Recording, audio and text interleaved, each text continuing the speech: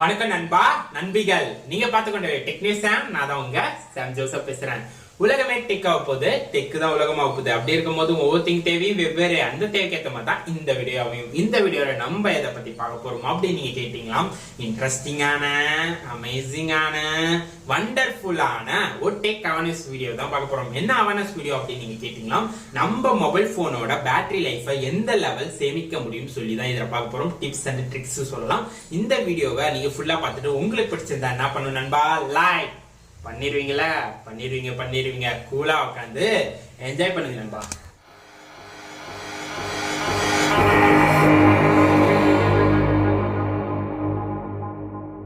நம்ம ஒரு 7 tips and tricks தான் பார்க்க போறோம் பேட்டரியோட லைஃப் இன்க்ரீஸ் பண்றதுக்கு. அதுல ஃபர்ஸ்ட் பார்க்க போது ஒரு 2 அப்ளிகேஷனை நம்ம போன்ல யூஸே பண்ணக்கூடாது. அப்படி 2 அப்ளிகேஷன் என்ன கேட்டீங்களா? ஃபர்ஸ்ட் ஒன் ஆன்டிவைரஸ், அந்த அப்ளிகேஷன். ரெண்டாவது பாத்தீங்களா பேட்டரி சேவர் அப்படி சொல்ற 2 அப்ளிகேஷனையும் நம்ம யூஸே பண்ணக்கூடாது. இந்த 2 ஃபங்க்ஷனுமே நம்மளோட சாஃப்ட்வேரே தந்துட்டாங்க. இதுக்காக தேர்ட் பார்ட்டியான ஒரு அப்ளிகேஷனை யூஸ் பண்ணவே தேவையில்ல. இந்த அப்ளிகேஷனை நீங்க யூஸ் பண்ணிட்டு இருந்தா சீக்கிரமா போய் அன்இன்ஸ்டால் பண்ணிருங்க. அதுதான் உங்களோட பேட்டரியோட லைஃபை உரியது. ஃபுல்லா பேட்டரி லைஃபை ட்ரெயின் பண்றது இந்த 2 அப்ளிகேஷன் தான். இது பேக் எண்ட்ல ரன் ஆயிட்டே இருக்கும். அதனால நீங்க யூஸ் பண்ணிட்டு இருந்தா அன்இன்ஸ்டால் பண்ணிருங்க. எல்லாருக்குமே தெரியும், இப்ப வர போன்ல பாத்தீங்கன்னா டிஸ்சார்ஜ் அப்படி சொல்லி ஒரு ஆப்ஷன் வருது. இதோட ஃபங்க்ஷனாலிட்டி என்ன பாத்தீங்கன்னா, இப்ப நீங்க எப்பயாவது ஓவர்ஃப்ளோ பண்ணிட்டீங்க, அது சார்ஜ் அதிகமா போட்டீங்க, 100க்கு மேல தாண்டி போகுது, அப்படி இருக்கிற சூழ்நிலை இது கட் பண்ணிரும், ஓவர்ஃப்ளோ ஆக விடாது. அதுக்குதான் அதோட அர்த்தம். இதனால டிஸ்சார்ஜ் இருக்குது அப்படி சொல்லி நீங்க ஓவர்ஃப்ளோ எப்பயுமே பண்ணணும் அர்த்தம் இல்ல. அதுக்கு எப்பயாவது நீங்க மறந்து போயிட்டீங்களா, அப்ப மட்டும் அதை யூஸ் பண்ணிக்கலாம். ஏன் அப்படி சொல்ற பாத்தீங்கன்னா, நீங்க ஓவர்ஃப்ளோ பண்ணும்போது உங்களோட பேட்டரி, உங்களோட டிவைஸ் ஹீட் ஆவதுக்கு நிறைய வாய்ப்பு இருக்குது. இதனால என்ன ஆகும் பாத்தீங்கன்னா, ஹீட் இஷ்யூ வரதுனால உங்களோட போனுக்கு ஹீட் இஷ்யூ வந்தா உங்கள் போன்ல இருக்கிற ஏதாவது ஒரு காம்பனன்ட் ஸ்லோ ஆவதுக்கோ இல்ல டேமேஜ் ஆவதுக்கோ நிறைய வாய்ப்பு இருக்குது. அதனால நீங்க என்ன பண்ணணும் பாத்தீங்கன்னா, அது ஓவர்ஃப்ளோ ஆக விடக்கூடாது. அதே மாதிரி பேட்டரி ஹீட் ஆனா டேமேஜ் ஆவதுக்கும் நிறைய வாய்ப்பு இருக்குது. பேட்டரி உப்பு போய் அதோட லைஃப் டைம், பேட்டரியோட லைஃப் டைம் குறையறதுக்கு நிறைய வாய்ப்பு இருக்குது. அதனால நீங்க எப்பயுமே இதை கண்டினியூ பண்ணாதீங்க. எப்பயாவது தெரியாம போச்சுதான் பரவாயில்ல, ஓவர்ஃப்ளோ போனா பரவாயில்ல, எப்பயுமே இதை யூஸ் பண்ணணும் அர்த்தம் இல்ல நண்பா. பாயிண்ட்ல சொன்ன சார்ஜ் ஓவர்ஃப்ளோ ஆகக்கூடாது அப்படி. அதே மாதிரி நீங்க 100 வரைக்குமே கொண்டுட்டு போக கூடாது. 100 வந்ததுக்கு அப்புறம் தான் பிளக் பண்ணுவோம் அப்படி அர்த்தம் இல்ல. 90, அதாவது 85 இருந்து 90 வரும்போது பிளக் பண்ணிருங்க.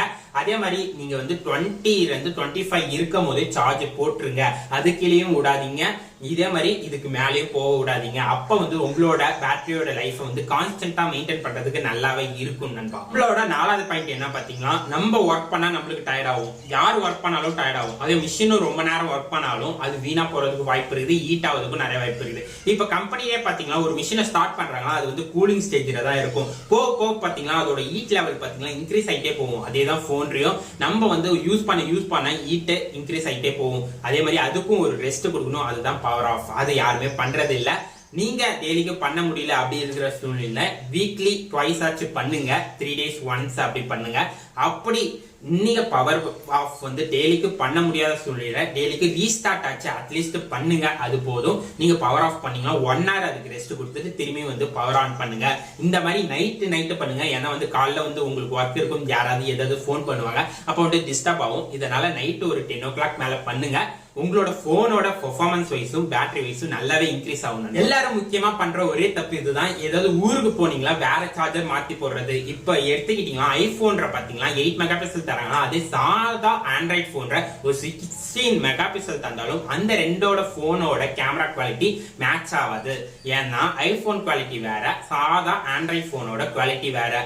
இது புரிஞ்சுட்டா அப்ப நம்மளோட சார்ஜரோட 2 கம்பெனியோட சார்ஜரோட வோல்ட் சேமா இருந்தா கூட அதோட குவாலிட்டி வைஸ், டிசைன் வைஸ் மாறும். அதனால சார்ஜர் மாத்தி போடுறதால கூட பேட்டரியோட லைஃப் குறையறதுக்கு நிறைய வாய்ப்பு இருக்குது. அதனால அந்தந்த பிராண்ட், அந்தந்த மாடலுக்கு தந்த சார்ஜரை நீங்க பயன்படுத்துங்க. இது கூட பேட்டரி லைஃபை இன்க்ரீஸ் பண்ணி தரும். நம்ம 6ஆவதா பார்க்க போற பாயிண்ட் எல்லாருமே தப்பு பண்ணிட்டே இருப்பீங்க. ப்ளூடூத், வைஃபை, லொகேஷன் இது எல்லாமே எப்பயுமே ஆன்ரே இருக்கும். எதுக்கு பாத்தீங்கன்னா சோம்பேறித்தனம்.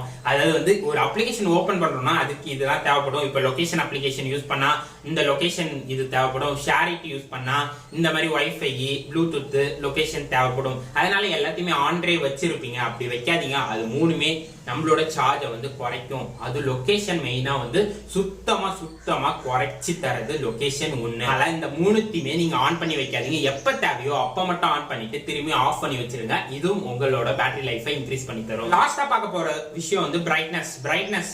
இப்ப ஒயிட்டா இருந்தா கண்டிப்பா வந்து சார்ஜ் அதிகமா இழுக்கும். அதனால டார்க் மோட் நிறைய இடத்துல கொண்டு வந்துட்டாங்க. எங்கெங்கதான் டார்க் மோட் இருக்குதோ அங்கங்க டார்க் மோட யூஸ் பண்ணுங்க. இது வந்து சார்ஜை வந்து யூஸ் பண்றதை வந்து கம்மியாக்கி தரும். ஏன்னா பிரைட்னஸ் இருந்தாதான் சார்ஜ் அதிகமா இழுக்கும். அதே உங்க மொபைல் போன்ல பார்த்தாலும் மேனுவலா நீங்க கண்ட்ரோல் பண்ணுவீங்க. எவ்வளவு பிரைட்னஸ் கம்மி பண்ணி வைக்கிறீங்க அவ்வளவு உங்களோட சார்ஜ் வந்து சேவ் ஆகுது அர்த்தம். அதேதான் டார்க் மோட்லயும் அதேதான். பிரைட் மோட்ல வந்து நிறைய சார்ஜ் வந்து இருக்கும், டார்க் மோட்ல அதோட கம்மியா தான் இருக்கும். அதனால நீங்க டார்க் மோட் எங்கெங்க இருக்குதோ எந்தெந்த அப்ளிகேஷன் இருக்குதோ அங்கங்க டார்க் மோட யூஸ் பண்ணிக்கோங்க. இது உங்க பேட்டரியோட லைஃபை வந்து இன்க்ரீஸ் பண்ணி தரும். அதான் நண்பா, நம்ம இன்னைக்கு ஒரு இன்ட்ரெஸ்டிங்கான டிப்ஸ் அண்ட் ட்ரிக்ஸை பத்தி பார்த்தோம். இது உங்களுக்கு யூஸ்ஃபுல்லா அமைஞ்சிருக்கும் நான் திங்க் பண்றேன் நண்பா. அப்படி யூஸ்ஃபுல்லா அமைஞ்சிருந்தா உங்க ஃப்ரெண்ட்ஸுக்கு ஷேர் பண்ணி விடுங்க, அவங்களுக்கும் யூஸ்ஃபுல்லா அமையட்டும். அதுக்கப்புறம் நம்ம கிட்ட ஏதாவது கொஸ்டின் இல்ல ஏதாவது கொரிஸ் கேட்கணும்னு நினைச்சா இன்ஸ்டாகிராம்ல ஃபாலோ பண்ணிக்கலாம். அதுக்கான லிங்க் நான் கீழே டிஸ்கிரிப்ஷன் தரேன். நீங்க ஃபாலோ பண்ண நினைச்சா ஃபாலோ பண்ணிக்கோங்க நண்பா. அதுக்கப்புறம் நம்ம சேனல் இன்னும் நீங்க சப்ஸ்கிரைப் பண்ணலையா, அப்படியே அந்த ரெட் பட்டனை தட்டி விடுங்க நண்பா. அப்பதான் நம்ம சேனலை சப்ஸ்கிரைப் பண்ண முடியும். அப்படியே பெல் ஐக்கனை கிளிக் பண்ணிக்கோங்க. அப்பதான் நம்ம போடுற வீடியோ உங்களுக்கு உடனுக்குடன் வரும். உடனுக்குடன் பார்த்து என்ஜாய் பண்ணலாம் நண்பா. இன்னொரு இன்ட்ரெஸ்டிங்கான வீடியோல சந்திப்போம். அதுவரை